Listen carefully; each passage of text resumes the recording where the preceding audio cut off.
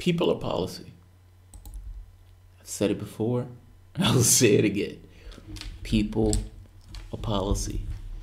If I am hiring somebody to be a videographer, I am not going to hire a flaming right-winger to be a videographer because I want to be able to have some similarities with the individual to which I am hiring.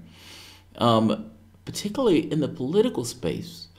In this case, with Donald Trump bringing in John Bolton and Mike Pompeo, there is all notions of Donald Trump being this anti-war figure went out the window the moment that you bring in Mike Pompeo and John Bolton, particularly the mustached John Bolton. John Bolton has been a lunatic for a very long time. And not just been a lunatic for a very long time, a war criminal. Part of the reason that John Bolton is attacking the ICC or was attacking the International Criminal Court was because John Bolton could be held up on crimes from the International Criminal Court. It's not just for no reason. In this particular case, we've had the axis of evil. How did that turn out? A war, a boondoggle war in Iraq, where some people made off like bandits with trillions of dollars dumped in a toilet, with thousands of Americans murdered or killed, with upwards of 1 million of Iraqis dead, no longer here, as a result of an invasion of a country that did nothing to us. I understand Saddam Hussein was a bad guy, but Saddam Hussein being a bad guy had nothing to do with us spending trillions of dollars to remove him from power. Apparently, John Bolton, never deterred from finding enemies, has jumped on another axis of evil type scenario. And in this case, what is it? I was about to say trifecta of the Troika of Tyranny. This time, it's South America, Cuba, Venezuela, and Nicaragua. He's just given a speech, or he gave a speech earlier today, in which he, I suppose, coined the term Troika of Tyranny. Cuba, Venezuela, and Nicaragua. Whatever the governments that are in these countries has nothing to do with us. It is up for the people of Cuba, up for the people of Venezuela, and up for the people of Nicaragua to handle their own affairs. We don't need to be a part of the process. Think about, I just did a report today of water still not necessarily being right in Flint. That's not even around the rest of the country, meaning it's very possible that the same thing is taking place around the rest of the country. And it's not just the water. I mean, you have people living in homeless shelters. I did a report today on West Virginia being dirt poor. They haven't increased from the economic recession. You had teachers striking and freaking out just for like a few dollars increase.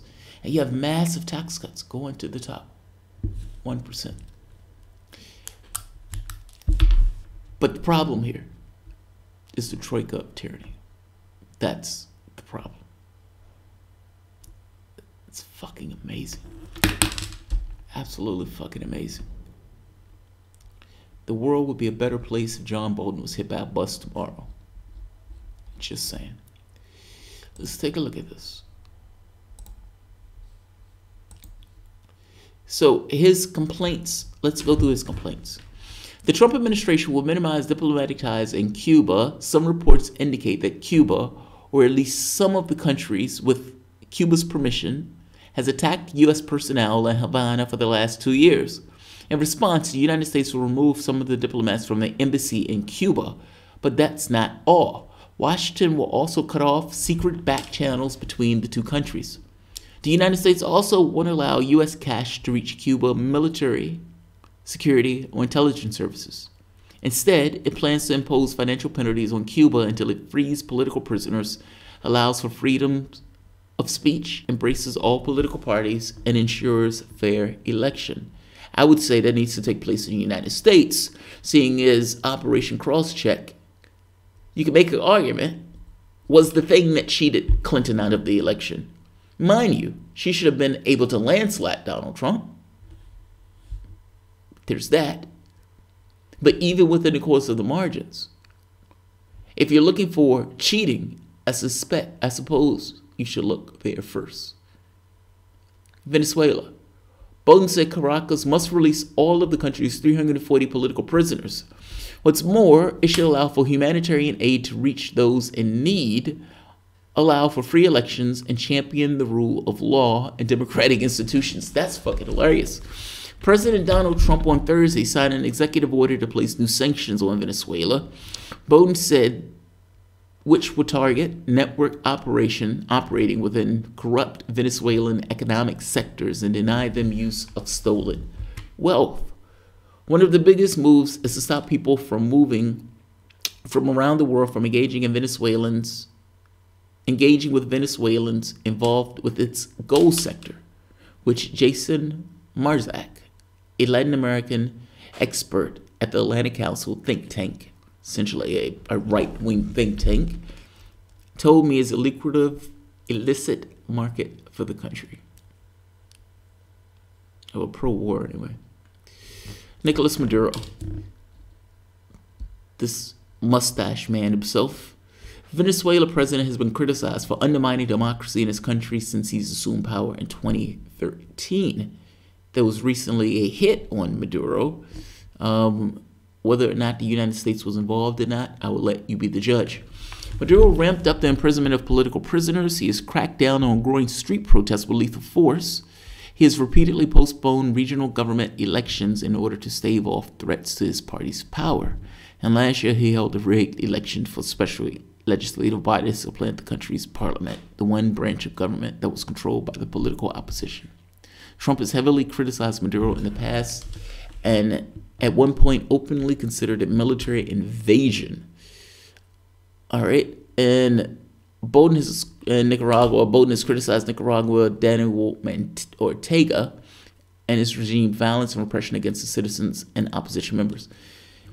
To be fair, the violence and so forth, some of this has to do with what would the United States do? What would the United States do? If there was armed gangs, or if there was armed insurrection, what would the United States do? Would the United States put it down? Now, part of this game here is the moment that the state uses violence, the United States says, hey, the state is using violence now, we're going to try to get further involved.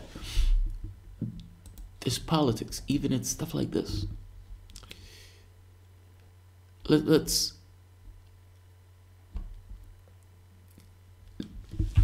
United States doesn't want Ortega's government to detain protesters or target civilians anymore, though that's unlikely to change anytime soon, as there were more than 300 people who died during the protests. It was a soft coup. It was a soft coup. I mean, I would say, look at Max Blumenthal's reporting on this. His reporting is spot on. Bolton said that Trump's administration wants fair and democratic elections soon, or the Nicaragua regime, like Venezuela and Cuba, will feel the full weight of America's robust sanction regime.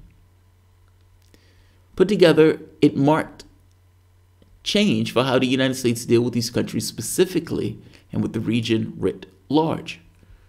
Bolton's speech today signaled the ratcheting up of pressure on Venezuela and Cuba, but also a new level of administration focus on the crisis in Nicaragua.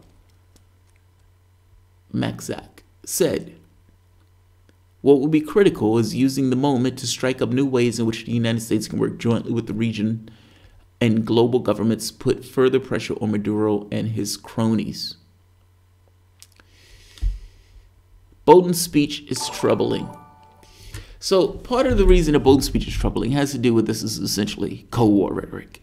It's Bolton is still fighting communism. The wild part about this is, regardless of, and just to make a point with this, right here, Nicaragua, Guatemala, Chile, the United States used power to squash many left movements. Take a look at this picture. I love this picture. It looks so badass with the bell bottoms.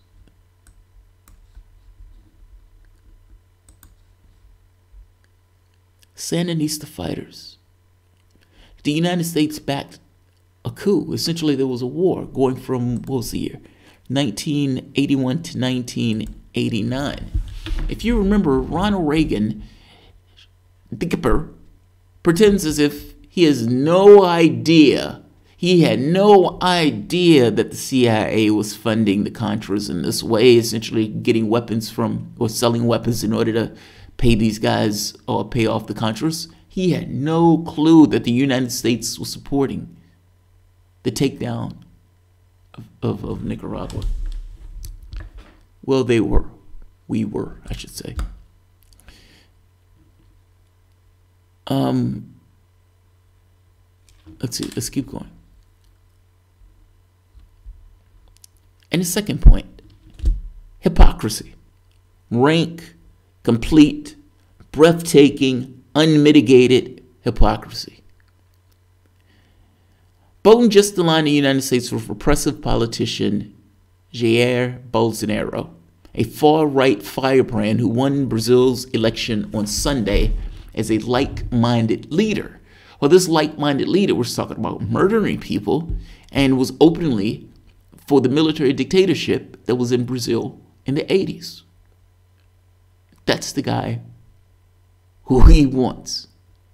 This has everything to do with him attacking what's considered to be left-wing governments.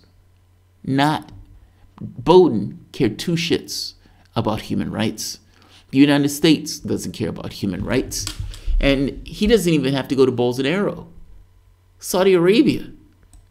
We are in close alignment with a theocratic dictatorship that chops off hands, chops off heads, and just had a guy murdered, not to mention political prisoners. This is nonsense. Is this what you want your government doing? Answer that question, even if you're a Trump supporter. Do you really believe? How does this help? How is this making America great again? By investing military force, or let's say the president's men, the CIA, or for that matter, the sanction regimes, into instigating itself into the affairs of other nations. How does that help? Think about the things that you don't have in this country. Why is he fucking around with South America? Donald Trump and the mustachioed man himself needs to mind his own business. That's amazing. The first weapons of mass destruction wasn't enough. Bolton is going to come out later saying that Venezuela is trying to build a nuclear bomb. Looks like the RATM album cover. Oh, you talking about the mustache thing? Mustache thing. George W. Bush was running things at 81, running things in the CIA. Yes, he was Reagan's CIA director. Yes, he was. I'll leave it here. I'm not going to keep this one long. It's 3 in the morning here. When real men can't sleep, real men do the news. Fucking amazing. Not shocked. Again, people, a policy. If you put a person in that position, you got to get what you get from that particular individual. You're not putting them there unless you want that particular perspective. With John Bolton, this is what you get. All right. Leave it here. I just got here. Oh, I'm sorry. I'm sorry. George W. Bush was running things. Yeah, he sounds like a fascist. He is a fascist. He is. I mean, you should hear some of the stuff that he's been writing. It's fucking insane. Talking about bomb Iran in order to stop Iran from getting the bomb. All sorts of weird stuff. Yeah, John Bolton is a lunatic. John Bolton is a complete lunatic, a psychopath, is putting it too politely. I'll leave it here. Thanks all. Amoral psychopath. Thanks all.